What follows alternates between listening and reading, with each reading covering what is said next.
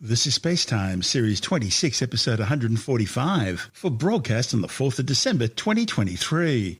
Coming up on SpaceTime, a new study claims the Sun's 11-year solar cycle will peak early, possibly as early as next year. NASA's Fermi Mission nets 300 gamma-ray pulsars and counting. And we look back in history at the day which changed astronomy forever. All that and more coming up on SpaceTime. Welcome to SpaceTime with Stuart Gary.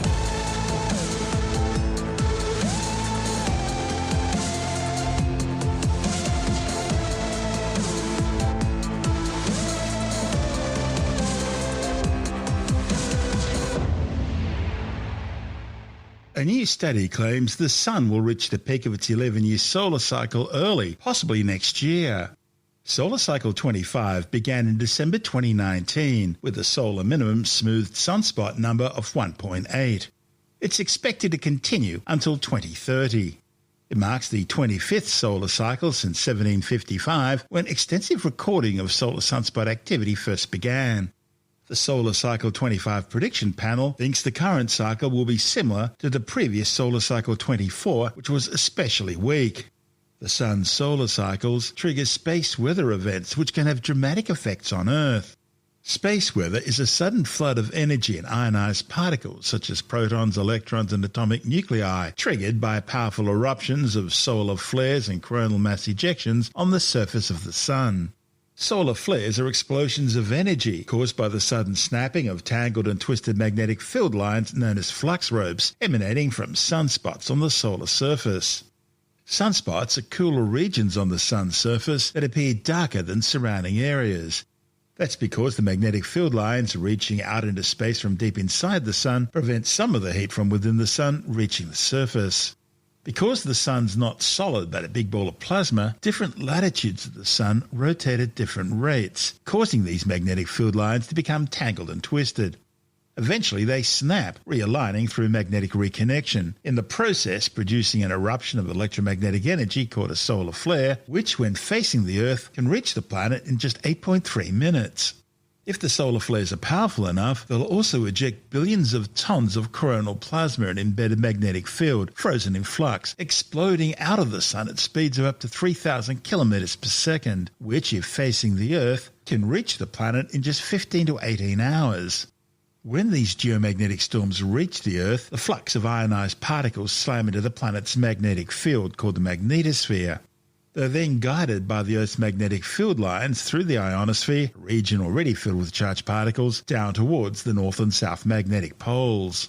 As these charged streams of plasma travel through the Earth's upper atmosphere, they collide with oxygen and nitrogen atoms and molecules, causing them to excite and emit photons, giving off a glow and producing colourful curtain-like displays known as the northern and southern lights, the aurora borealis and aurora australis. The colours being emitted depend on the particles being ionised. Reddish-brown glows are caused by the collision of particles with single oxygen atoms in the Earth's upper atmosphere, usually above 300 kilometres. Lower down are green hues created by single oxygen atoms down to altitudes of around 100 kilometres. The kaleidoscope turns a whitish-yellow beige when nitrogen is mixed in with the oxygen. Aurora can also exhibit a blue, red or even purple glow in the lower atmosphere caused by the excitation of molecular nitrogen below 100 kilometres. However, as well as these spectacular auroral light shows, these highly charged particles can also damage or even destroy spacecraft by shorting out their electronics and destroying circuits. They also cause the atmosphere to expand and contract, increasing atmospheric drag on orbiting spacecraft, resulting in premature orbital decay and the need to use up more fuel in order to maintain an operational orbit. Worse still, space weather can increase the level of radiation exposure astronauts experience, affecting their health. On the ground, these solar storms can overload power lines, causing widespread blackouts. Back in 1989, one such geomagnetic storm blew out transformers, causing blackouts across most of eastern North America. Space weather also affects communications and navigation systems, and it forces polar airline flights to be rerouted to lower latitudes, using up more fuel. All space weather activity increases and decreases in line with the solar cycle. However, predicting when the peak of the solar cycle is going to occur, a time known as solar maximum, or solar max for short, remains challenging. The solar cycle is produced by a dynamo mechanism driven by energy from plasma flows deep inside the Sun. This dynamo mechanism is understood to involve two primary components of the Sun's magnetic field, one of which manifests in the cycle of sunspots and the other which manifests in the cycling of large-scale dipole fields in the Sun. The latter is much like the Earth's magnetic field, stretching from one pole of the Sun to the other. As with the cycle of sunspots, the Sun's dipole field is also observed to wax and wane in strength, and this also happens over an 11-year cycle. Back in 1935, Swiss astronomer Max Voltmeier discovered that the faster the rate of rise of a sunspot cycle, the stronger its strength, so stronger cycles take less time to rise to their peak intensity. This relationship's often been utilized to forecast the strength of a sunspot cycle based on observations of its early rising phase. The new study, reported in the monthly notices of the Royal Astronomical Society, claims scientists have found a new relationship which shows that a decrease in the rate of the Sun's dipole magnetic field is also related to the rate of rise in the ongoing sunspot cycle. This new discovery, utilizing decades-old data from archives of multiple ground-based solar observatories around the world, complements the Voltmeier effect, connecting the two primary magnetic field components of the Sun and supporting the theory that the evolution of sunspots are integral to the functioning of the solar dynamic process rather than merely being a symptom of it. The authors believe they've now demonstrated how observations of the rate of the decrease in the Sun's dipole magnetic field can be usefully combined with sunspot observations to predict when the ongoing cycle is likely to peak. And their analysis suggests that solar max for cycle 25 is most likely to occur early next year, with an uncertainty in the estimate ranging as late as September 2024. Needless to say, we'll keep you informed. This is SpaceTime. Still to come, NASA's Fermi Space Telescope nets 300 gamma-ray pulsars and counting, and we look back in history at a day which changed astronomy forever. All that and more still to come on SpaceTime.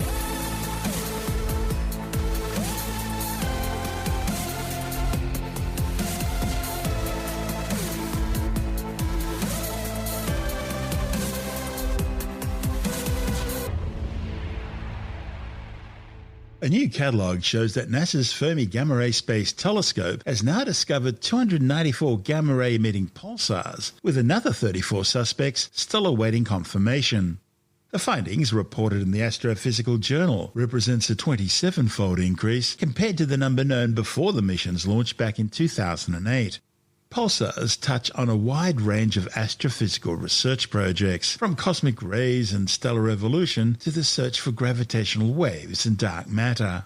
The study's coordinator, David Smith from the Bordeaux Astrophysics Laboratory in France, says the new catalogue compiles full information on all known gamma-ray pulsars in an effort to promote new avenues of exploration. Pulsars are rapidly spinning neutron stars, the Sun-sized leftovers of massive stars between 8 and 20 times the mass of our Sun, which have run out of nuclear fuel and exploded as supernovae.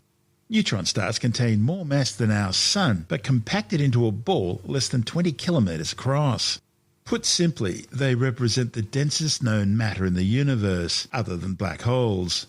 They possess strong magnetic fields, produce streams of energetic particles, and can spin rapidly, the fastest at more than 716 times per second.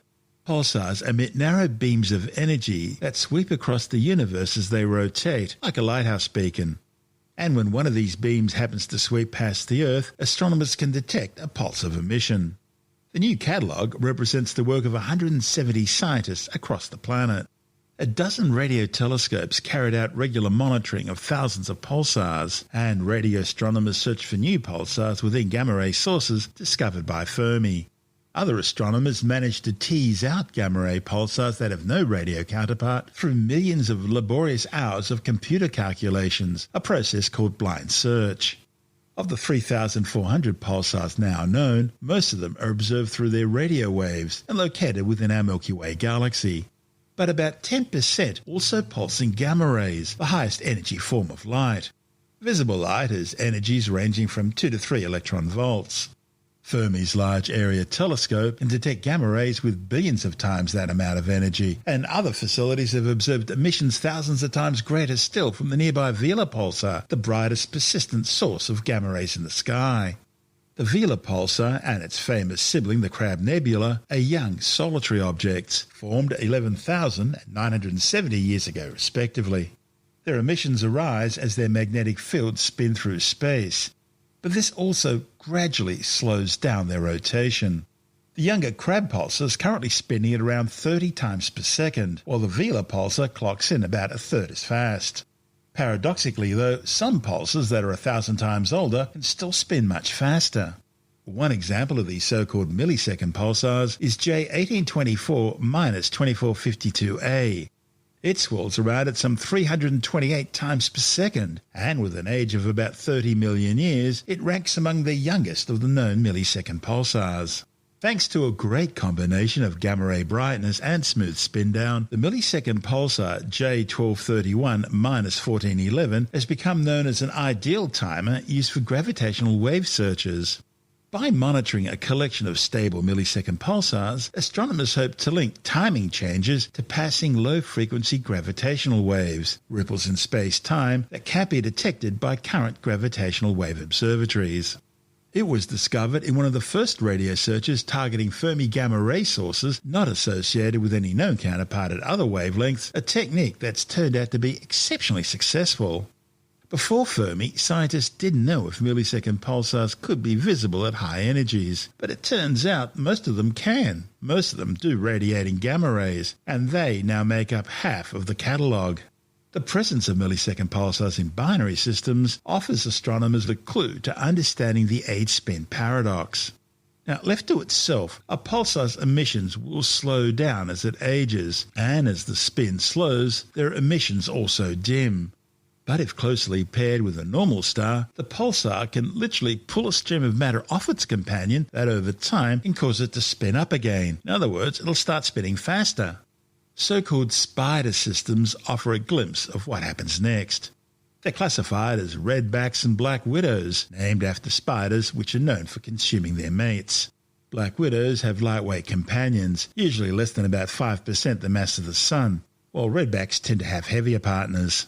As the pulsar spins up, its emissions and particle outflows become so invigorated that, through a process still poorly understood, it heats up and slowly evaporates its companion. The most energetic spiders may fully evaporate their partners, leaving only an isolated millisecond pulsar behind. An analysis of 12 years of Fermi data reveals long-term spin variations much larger than those seen in other millisecond pulsars.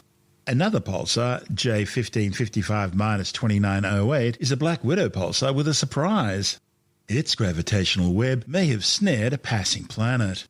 Astronomers think a model they've developed which incorporates the planet as a third body in a wide orbit around the pulsar and its companion star probably describes the changes they're seeing a little bit better than any other possible explanation.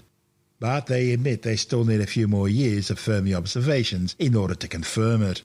Other curious binaries include so-called transitional pulsars, such as J1023+0038. An erratic stream of gas flowing from the companion to the neutron star can surge, suddenly forming a disk around the pulsar which can persist for years. The disk shines brightly in optical light, X-rays and gamma rays, but its pulses become undetectable. Then, when the disk vanishes, so does the high-energy light, but the pulses return. Then again, some pulsars don't require a partner to speed things up. A good example of this is J2021+4026. It's a young isolated pulsar located 4,900 light-years away. It underwent a puzzling mode change in 2011, dimming its gamma rays over a period of just a week, and then years later slowly returning to its original brightness. No one's quite sure why. Similar behaviour had already been seen in other radio pulsars, but this is the first time it was seen in a gamma-ray pulsar. Astronomers suspect the event may have been triggered by crustal cracks that temporarily changed a pulsar's magnetic field. Further afield, back in 2015, Fermi discovered the first gamma-ray pulsar in another galaxy, the neighbouring Large Magellanic Cloud. And in 2021, astronomers announced the discovery of a giant gamma-ray flare from a different type of neutron star called a magnetar, located in the Sculptor galaxy about 11.4 million light-years away. So, more than 15 years after its launch, NASA's Fermi Space Telescope remains an incredible discovery machine. This is SpaceTime. Still to come, we look at a day which changed astronomical history, and later in the science report, a new study warns that ozone levels above Antarctica may not be recovering after all. All that and more still to come on SpaceTime.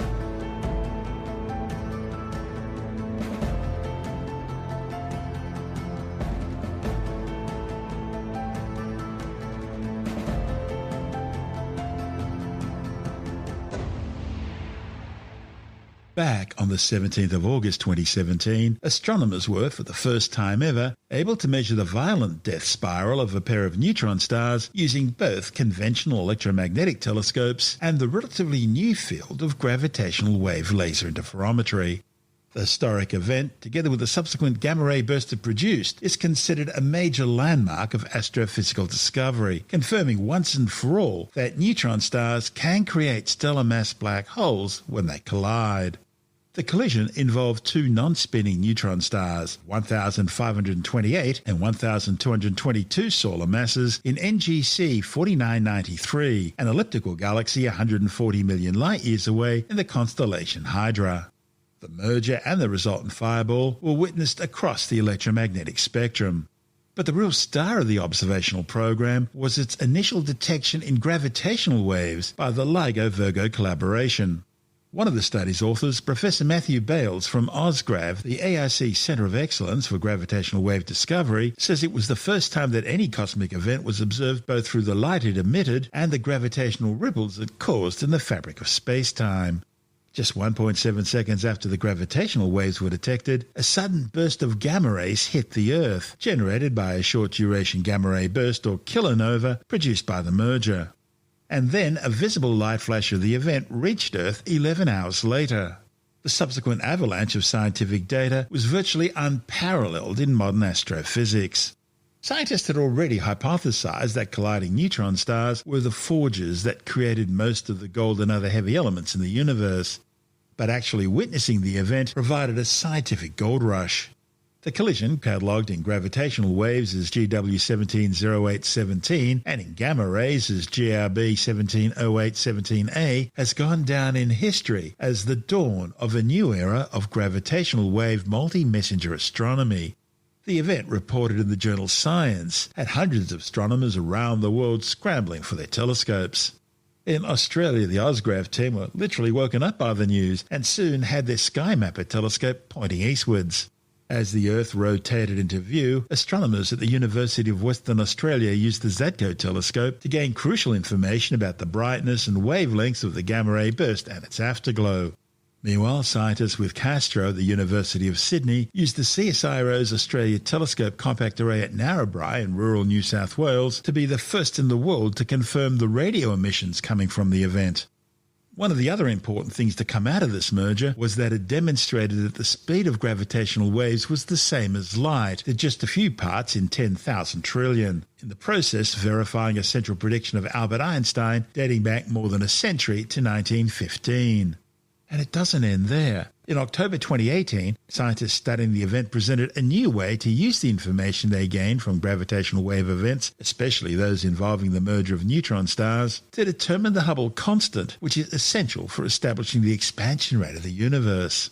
The two earlier methods of finding the Hubble constant, one based on redshifts and the other based on the cosmic distance ladder, have yielded different values, which may one day be reconciled by a new type of standard candle. Bales says while the 2017 event was an historic first, future similar events will tell scientists even more about these tumultuous collisions. Amazing. This is what we've been waiting for. Incredible. This is why LIGO was built. And there it was. On the 17th of August 2017, two neutron stars, each 500,000 times the mass of the Earth, only 10 kilometers in radius, tore each other apart. And they sent out this burst of gravitational waves that whacked into the LIGO detector, then nothing. But only for 1.7 seconds. It was accompanied by a burst of gamma rays that flashed past the Earth. The gamma rays proved that when neutron stars merge, we get a gamma ray burst. Nobody was really sure exactly what a gamma ray burst was. We now know they're from neutrons. 50-year-old mystery, solved in 2 seconds. The other thing it told us was that the speed of gravitational waves, or gravity if you like, was the same as the speed of light. So just 4 parts in 10,000. That's an amazing stat. The 2 neutron stars sent out a sort of fireball, and that enabled us to determine which galaxy it came from. And virtually every telescope on the planet was looking at this thing. And I think we'd love to know what happens when a very heavy neutron star hits a light one, or a black hole hits a neutron star. So I think there's a lot of secrets out there still waiting to happen, and it's going to be a very exciting time. That's Professor Matthew Bales from Osgrav, the ARC Centre of Excellence for Gravitational Wave Discovery. And this is SpaceTime.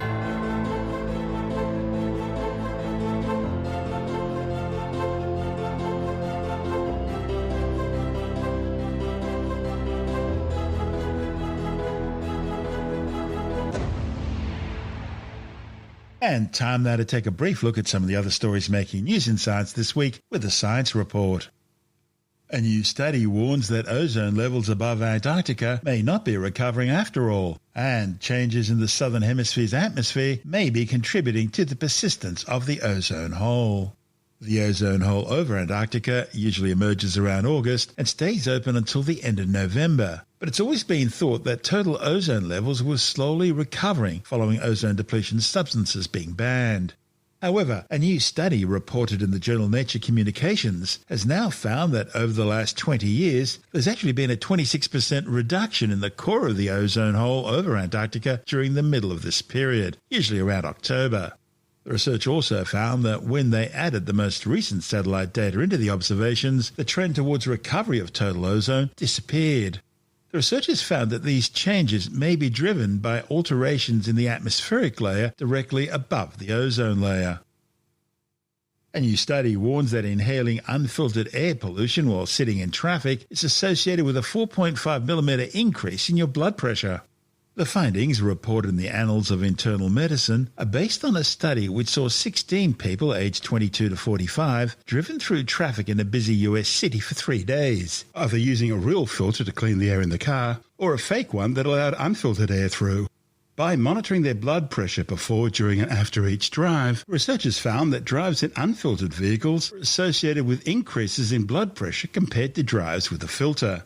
And that suggests there are health risks associated with sitting in traffic, but they can be mitigated with effective air filtration. The biological world's abuzz with news flying about that city-dwelling bees tend to have bigger brains than their country cousins. The findings, reported in the journal Biology Letters, is based on a study which measured the brain and body size of 335 bees from 89 species, finding that bees who hang around urban environments tend to have bigger brains relative to their body size compared to their country bumpkin counterparts. The authors say it's the first evidence of the so-called cognitive buffer theory in insects, which suggests that larger brains allow animals to adapt their behaviour better to a changing environment.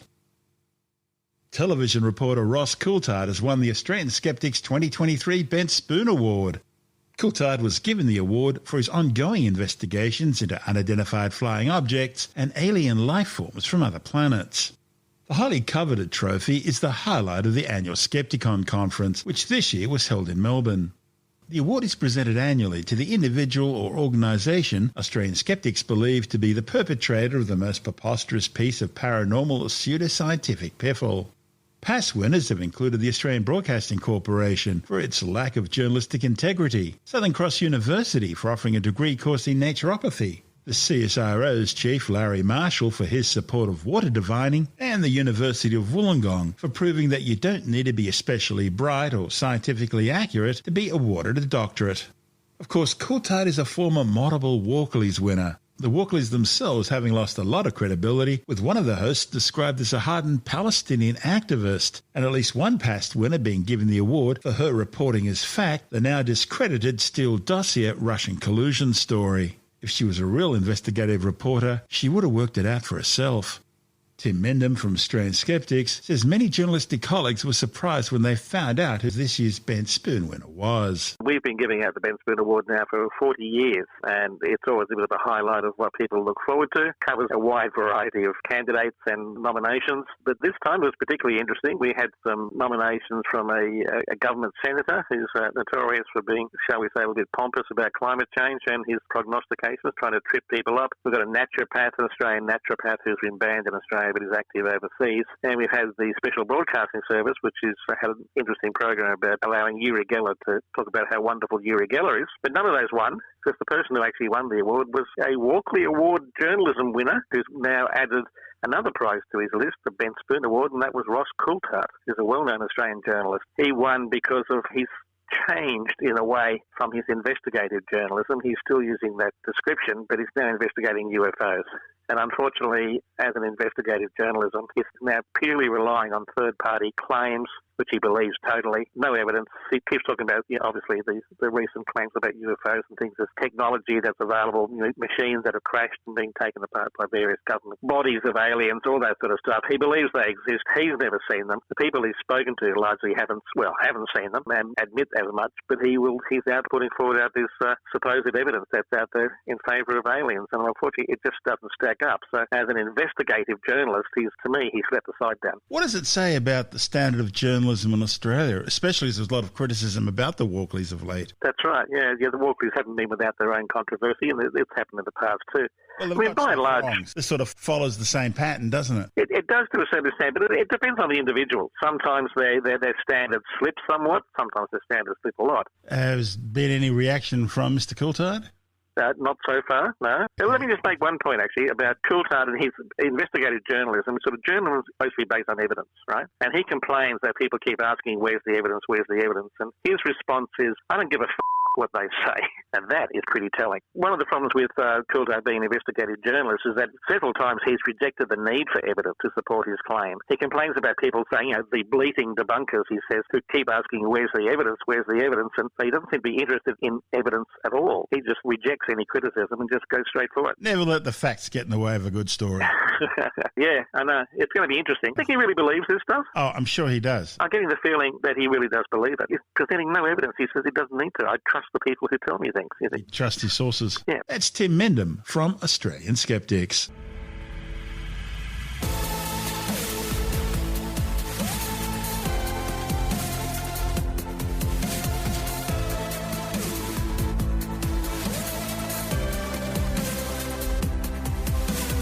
And that's the show for now. SpaceTime is available every Monday, Wednesday and Friday through Apple Podcasts, iTunes, Stitcher, Google Podcast, Pocket Casts, Spotify, Acast, Amazon Music, Bytes.com, SoundCloud, YouTube, your favourite podcast download provider, and from spacetimewithstuartgary.com. SpaceTime's also broadcast through the National Science Foundation on Science Zone Radio and on both iHeartRadio and TuneIn Radio. And you can help to support our show by visiting the SpaceTime store for a range of promotional merchandising goodies, or by becoming a SpaceTime patron, which gives you access to triple-episode commercial-free versions of the show, as well as lots of bonus audio content which doesn't go to air, access to our exclusive Facebook group, and other rewards. Just go to spacetimewithstuartgary.com for full details. And if you want more space time, please check out our blog, where you'll find all the stuff we couldn't fit in the show, as well as heaps of images, news stories, loads of videos, and things on the web I find interesting or amusing. Just go to spacetimewithstuartgary.tumblr.com. That's all one word, and that's Tumblr without the E.